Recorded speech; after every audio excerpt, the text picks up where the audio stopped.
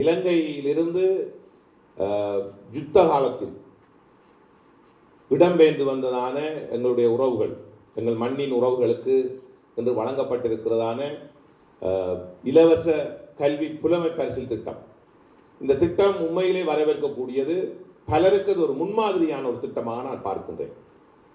மறக்கப்படும் கல்வி பறிக்கப்படும் உயிருக்கு சமம் என்ற வாசகத்தோடு தான் நாங்களும் அங்கு பணிபுரிகின்றோம். நான் ஒரு ஆசிரியர், இன்று வரை கற்பித்துக் கொண்டிருக்கிற ஆசிரியர். சுமார் 18,000 மாணவர்களுக்கு மேல் கற்பித்திருக்கிறேன். இன்று அரசியலிலே ஒரு ராஜாங்க அமைச்சராக இருந்தாலும் இன்றும் கற்பித்துக் கொண்டிருக்கிறேன். என்றால் மறக்கப்படும் கல்வி பறிக்கப்படும் உயிருக்கு சமம்.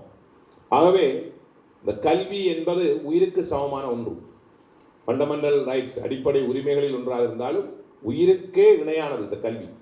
ஆகவே இந்த கல்விதான் எங்களிடமிருந்து பிரிக்க முடியாது.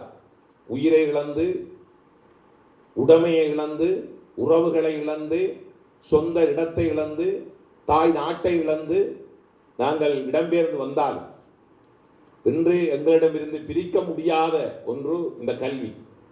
ஆனால் இந்த கல்வியை வழங்குவதற்கான நல்ல மனம் படைத்த வழங்குனர்கள் எங்களுக்கு வேண்டும். எங்களுடைய மாணவர்கள் திறமையானவர்களாக இருந்தாலும் அந்த திறமைக்குரிய களம் சரியாக அமைத்து கொடுக்கப்பட வேண்டும். அந்த களத்தை